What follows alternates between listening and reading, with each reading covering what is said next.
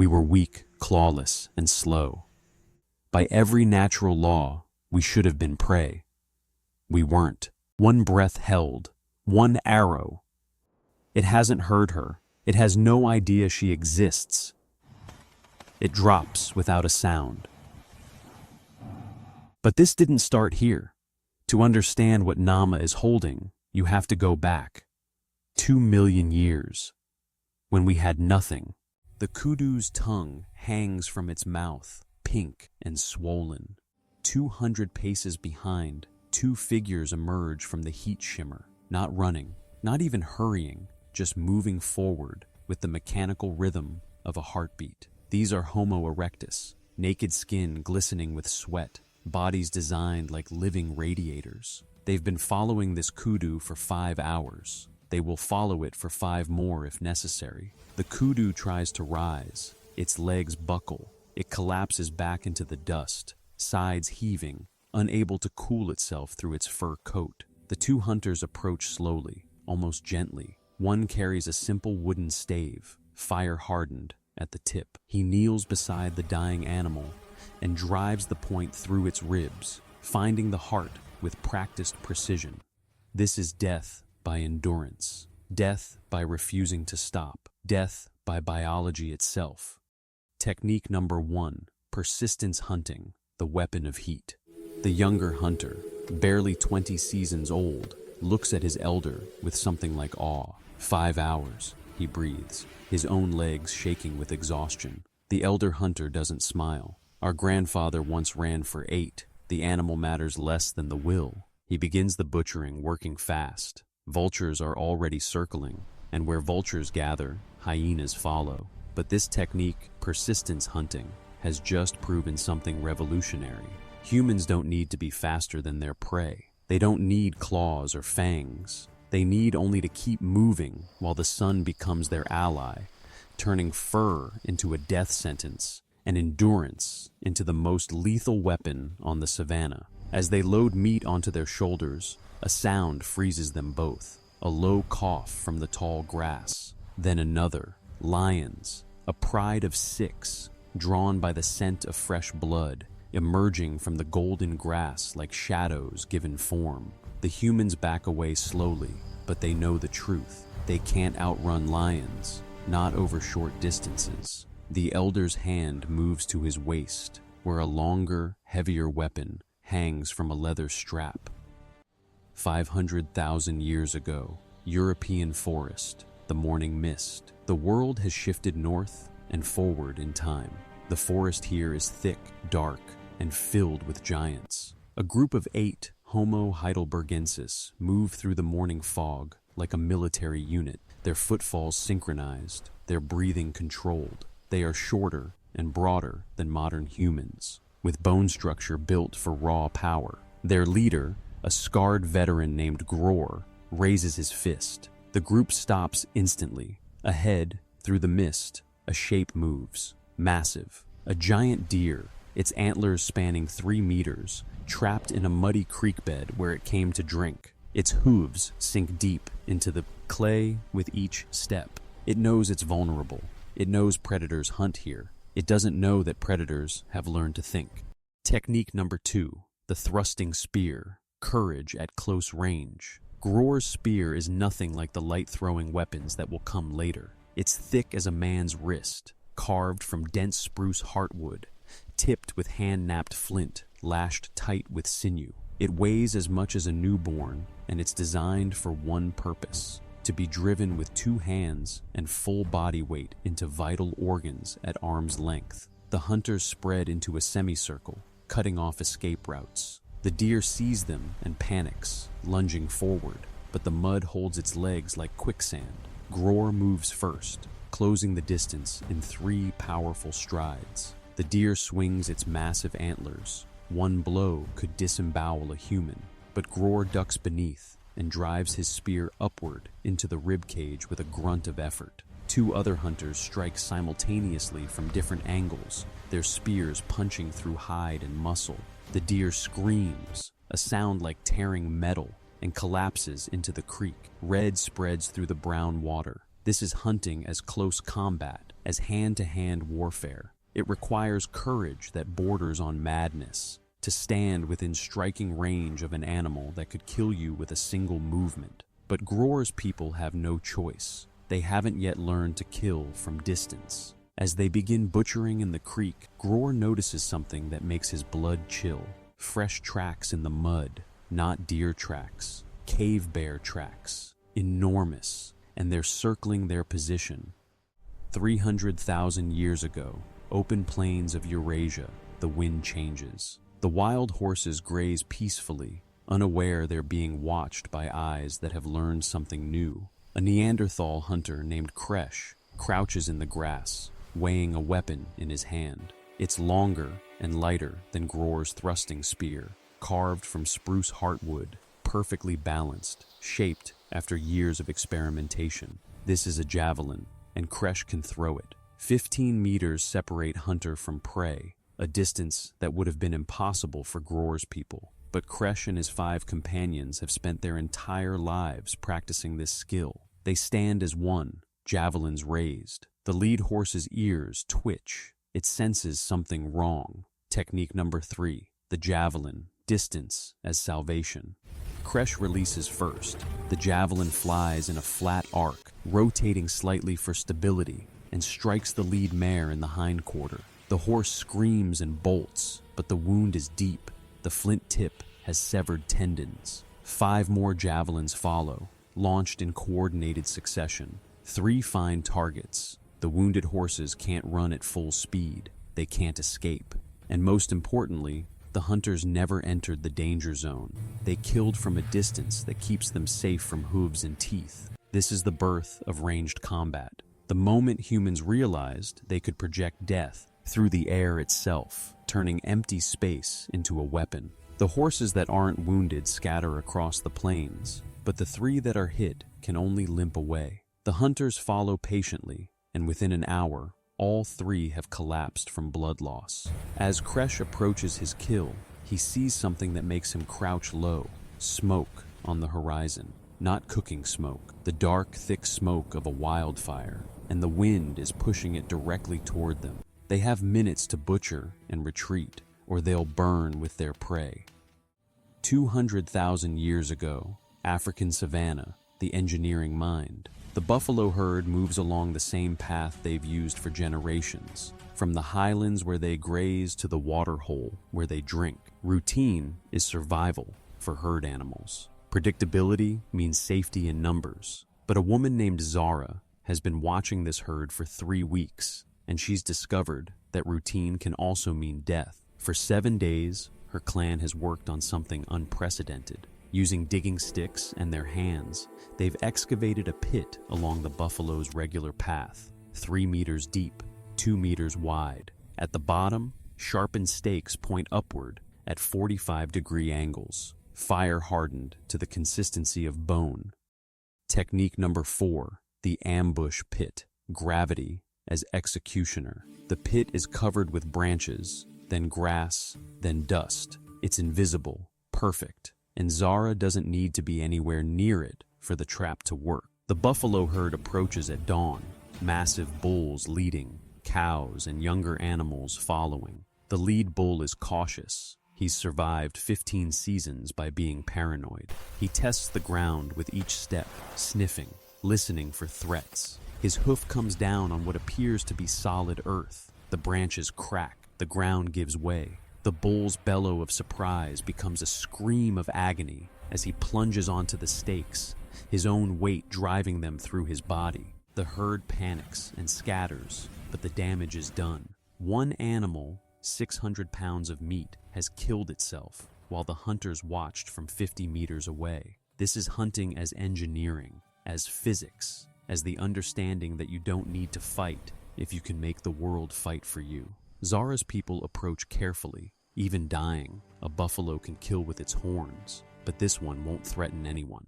The stakes have pierced both lungs and the heart. As they prepare to extract the carcass, a sound cuts through the morning air, a territorial roar that seems to shake the earth itself. From the tree line, a pride of lions emerges, Not just any lions, but the massive cave lions of the Pleistocene, half again as large as their modern descendants. And they've decided this kill belongs to them.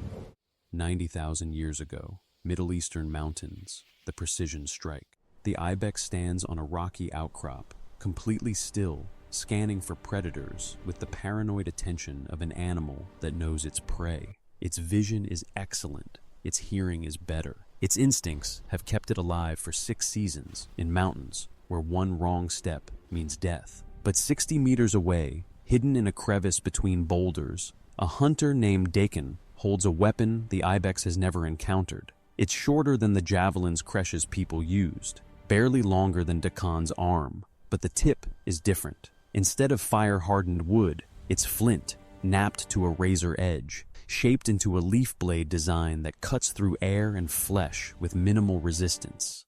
Technique number 5, the stone-tipped throwing spear, surgical precision. The tip is attached with tree resin mixed with ground ochre, then wrapped tightly with strips of animal sinew that shrink as they dry, creating a bond stronger than the wood itself. This spear weighs half what earlier javelins weighed, but it's twice as lethal. Dakan rises slowly from cover, judges the wind, calculates the distance. The ibex hasn't seen him yet. Its eyes are designed to detect movement, and Dakan moves like stone. He takes 3 running steps for momentum and releases. The spear arcs through the thin mountain air, spinning precisely around its center of gravity. It covers 60 meters in less than 3 seconds and strikes the ibex behind the shoulder. The stone point doesn't just puncture, it slices, creating a wound channel that bleeds catastrophically. The ibex leaps, runs 20 paces, and collapses, its lungs flooding with blood. This technology, stone points, has just made small game viable. The precision and penetration power mean hunters can now target deer, gazelle, mountain goats, animals too fast and agile for the heavy thrusting spears, too alert for pit traps. The hunting territory has expanded to include the entire ecosystem. As Dakin climbs down to retrieve his kill, he doesn't realize that he's holding the future in his hands. The stone-tipped spear represents a turning point, the moment when human ingenuity began to outpace natural evolution itself. From the relentless endurance of Homo erectus to Gror's raw courage with thrusting spears, from Kresh's javelins extending deadly reach, through Zara's engineered pit traps to Dakan's precision stone points. These 5 techniques built upon each other like steps on a ladder. Each generation stood on the shoulders of those who came before, taking what worked and making it better, deadlier, more effective. 5 techniques, 2 million years of innovation. But the revolution was only half over. The next 5 would make everything before them look primitive. 70,000 years ago, southern Africa, Sibudu Cave, the silent revolution. The buffalo grazes in the river valley below, completely unaware. It has excellent hearing, can detect a twig snap from 100 meters. Its sense of smell is acute enough to detect humans from even farther. But the wind is wrong for scent, and the hunter crouching in the tall grass makes no sound at all. Her name is Nama, and she holds a weapon that will change warfare forever. It's a piece of curved wood, flexible springy wood from a specific tree species, with a string of twisted animal sinew tied between the 2 ends, holding the wood under constant tension. In her other hand, she holds a thin shaft of lightweight reed, half the weight of any throwing spear, fletched with bird feathers for stability and tipped with a tiny, perfectly symmetrical stone point. Technique number 6, the bow and arrow, silent death. Nama knocks the arrow, draws the string back to her cheek. The bow groans softly with stored energy, human muscle power condensed into bent wood, ready to release in an explosive instant. She's practiced this motion 10,000 times. The muscle memory is perfect. Unconscious. She releases. The arrow is nearly invisible in flight. It makes almost no sound, a soft whisper through grass, nothing like the whooshing of thrown spears. It covers 70 meters in under 2 seconds and strikes the buffalo behind the front leg, punching through ribs and into both lungs. The buffalo jerks, looks around in confusion. It doesn't know what hit it, doesn't know where the attack came from, doesn't know it's already dead. It takes 3 steps and collapses. This is the first true silent weapon, the first tool that allows humans to kill without alerting prey to their presence, without giving away their position, without triggering the instant panic response that makes animals dangerous. And because arrows are light, Nama carries 30 of them, 30 chances to kill versus the 3 or 4 heavy spears earlier hunters could manage. As she approaches the buffalo, she hears something that makes her freeze. Voices, human voices, but not from her clan. Another band is hunting this same valley, and by the sound of their approaching footsteps, they've heard the buffalo's death cry and are coming to investigate or steal the kill. 35,000 years ago, Ice Age Europe, the frozen valley, maximum power. The woolly rhinoceros is rage given physical form.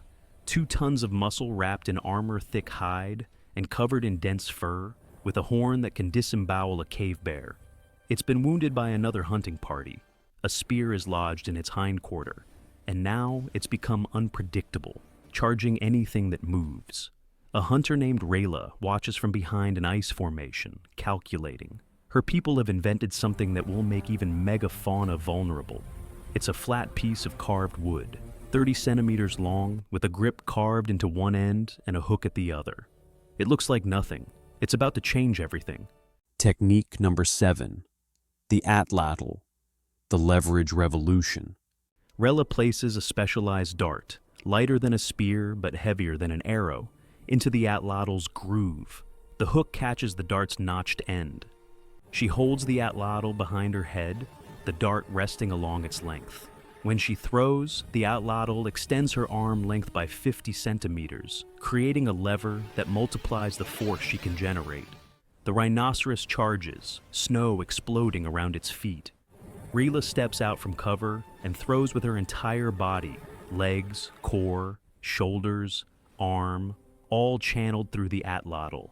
The dart launches at speeds approaching 100 miles per hour, faster than any human could throw by hand. It covers 40 meters in less than a second and strikes the rhinoceros in the chest. The stone point, driven by this incredible force, punches through the thick hide and penetrates deep into the heart. The rhinoceros takes 3 more steps, stumbles, and crashes to the ground, its massive body sending up a plume of snow, dead before it stops sliding. The Atlatl has just made humans capable of bringing down the largest land animals on Earth. The force multiplication is dramatic enough that even mammoths and mastodons, previously unkillable except through complex coordinated hunts, become vulnerable to small groups or even individual hunters. As Rella's band begins the work of butchering, a sound echoes across the frozen valley. A howl, then another, then a chorus. Dire wolves, the massive bone-crushing wolves of the Ice Age, have caught the scent of blood, and a pack of 20 is converging on their position. The humans have minutes before they're surrounded. 30,000 years ago, Siberian forest, the autonomous hunter. The wolverine moves through the snow-covered forest, following a trail only it can detect. It's powerful for its size, capable of bringing down deer, aggressive enough to challenge bears for carcasses. Right now, it's following the scent of fish. Old fish, rotting fish, fish that smells too easy to be real. A hunter named Yuri set this trap 3 days ago, and he's 20 kilometers away checking other traps in his network. The wolverine doesn't know this. Doesn't know it's walking into a mechanism that's been waiting with infinite patience. Technique number 8. The Deadfall trap. Multiplication through technology. The trap is simple physics. A massive log, over 100 kilograms, is suspended 2 meters above the trail, balanced on a trigger system of notched sticks held in tension. The slightest pressure on the trigger stick releases the log. The wolverine reaches for the bait. Its paw touches the stick. The mechanism releases. The log drops with the acceleration of gravity and strikes the wolverine's spine with the force of a falling tree. The animal dies instantly, crushed before its nervous system can register pain. This technique has changed the math of hunting. One human can now hunt in 20 locations simultaneously. Traps don't sleep, don't get scared, don't miss. They simply wait, allowing humans to multiply their effectiveness across territories too vast for any individual to actively patrol. Yuri will check this trap tomorrow, reset it, and move on to the next. He's effectively hunting around the clock, even while he sleeps, even while he does other tasks. It's the first step toward automation, toward making technology do what human bodies cannot. When he returns to check the trap the next day, he'll find more than a dead wolverine. He'll find tracks in the snow, human tracks from a different band. His territory is being scouted, evaluated. In this frozen landscape where resources mean survival, that means war is coming. 15,000 years ago, Pacific Northwest River, the harvest. The salmon are returning to spawn, driven by instinct older than humanity itself. They fight their way upstream by the thousands, leaping over rocks, pushing against current, their bodies beginning to transform with the chemistry of reproduction. They have one mission: return to the gravel beds where they were born, spawn, and die. A woman named Mika stands motionless in the rapids, water rushing around her legs, her specialized spear raised. She's been standing here for an hour, as still as the rocks around her. Her weapon is unlike any spear used for land hunting. Instead of one point, it has 5 bone prongs arranged in a circle, each one carved with backward-facing barbs. Technique number 9, the multi-pronged fishing spear, specialization and abundance. A salmon swims within range, focused entirely on moving upstream. Mika strikes downward with explosive speed honed by years of practice. 4 of the 5 prongs pierce the fish's body. The barbs catch in the flesh. She lifts, and the salmon thrashes on the spear, impaled, unable to escape. She wades to shore, removes the fish, and returns to her position. Within 4 hours, she's speared 20 salmon. Her band will smoke and dry them on racks over slow fires, creating protein reserves that last through winter. This abundance, predictable, renewable, available every season, is changing human society fundamentally. Why wander following unpredictable game herds when you can build permanent structures near rivers that deliver thousands of fish every year? Mika's people are among the first to establish year-round settlements. Permanent homes mean they can accumulate possessions, develop more complex tools, create art, establish hierarchies. Civilization is beginning, but the salmon run attracts more than humans. A brown bear, massive, fresh from hibernation, emerges from the forest upstream. It sees Mika and the pile of fish on the bank. It begins walking toward her with the confident stride of an animal that fears nothing. 13,000 years ago, North American plains, the final innovation. The mammoth is dying, but it doesn't know that yet. It's charging toward a lone human who stands motionless, holding a spear vertically, the butt end planted in the earth and braced against a rock. The human, a Clovis hunter named Dakota, has calculated everything: angle, trajectory, the point where mammoth meets spear. The mammoth has charged threats before and won. It weighs 6 tons. It has curved tusks like scythes. Nothing on this continent can stop it when it charges.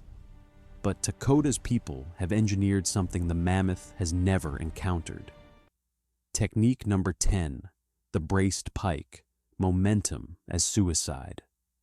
The spear is unique. The stone point isn't just sharp, it's fluted, with channels carved along both sides.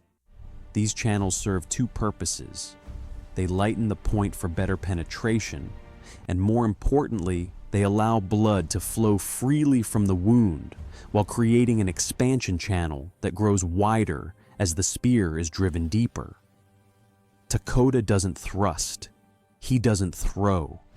He simply holds the spear at the perfect angle and braces his body. The mammoth charges. The spear point meets the mammoth's chest. The animal's own momentum drives the spear inward with 6 tons of force. The fluted point punches through hide, slides between ribs, and penetrates the massive heart. The mammoth takes 5 more steps, then stumbles. Blood pours from the wound, the fluted design ensuring the wound channel stays open rather than closing around the shaft. The animal falls to its knees, then onto its side. Within 2 minutes, it's dead. This is the ultimate expression of defensive offense, using an attacker's own strength, speed, and aggression to ensure its death. The braced pike means even a solitary hunter can bring down the largest animals on Earth if positioned correctly, if brave enough to stand firm, if willing to bet their life on engineering and physics. As Takoda's hunting band approaches to begin butchering, they see something on the horizon that makes them pause. More humans, dozens of them, walking in from the east. Not hunting, migrating, families, elders, carrying possessions. The megafauna are disappearing, hunted to extinction across continents by techniques too effective to be sustainable. The age of hunting is ending. The age of farming is about to begin. From the grueling 5-hour pursuit of Homo erectus across burning savannahs, to the engineered pikes that brought down the last mammoths, these 10 techniques represent more than hunting methods. They are chapters in humanity's greatest story, the story of a weak, clawless, fangless primate that refused to be prey. Each innovation built upon the last. Persistence hunting proved endurance beats speed. Thrusting spears proved courage beats strength. Javelins proved distance beats danger. Pit traps proved engineering beats confrontation. Stone points proved precision beats power. Bows proved silence beats awareness. Atlatls proved leverage beats limitation. Deadfalls proved multiplication beats individual effort. Fishing spears proved specialization beats generalization. Braced pikes proved physics beats size. But the real revolution wasn't the weapons. It was the minds that imagined them, the hands that shaped them, the voices that taught them to the next generation. You carry the DNA of these innovators. Every problem you solve, every obstacle you overcome, every challenge you face, you're using the same cognitive toolkit that turned vulnerable apes into apex predators. The same creativity that imagined throwing a spear before anyone had done it. The same persistence that ran prey into heat exhaustion. The same cooperation that coordinated game drives. Their blood is your blood. Their ingenuity is your inheritance. These 10 prehistoric hunting techniques didn't just feed our ancestors. They forged the human mind itself and gave us the tools to dominate every ecosystem on Earth. 10 techniques, 2 million years, every predator on Earth was born with its weapon. The lion never had to invent the claw. The eagle never had to engineer the talon. We had nothing, so we built everything. And somewhere in that process, in the 5-hour run across the savannah, in the moment Takoda held his ground against 6 tons of charging mammoth, something happened to the human mind that couldn't be undone. We didn't just learn to hunt. We learned that any problem has a solution if you're willing to think long enough and die trying. That's still in you. That's what this channel is for. Subscribe. The next one goes deeper.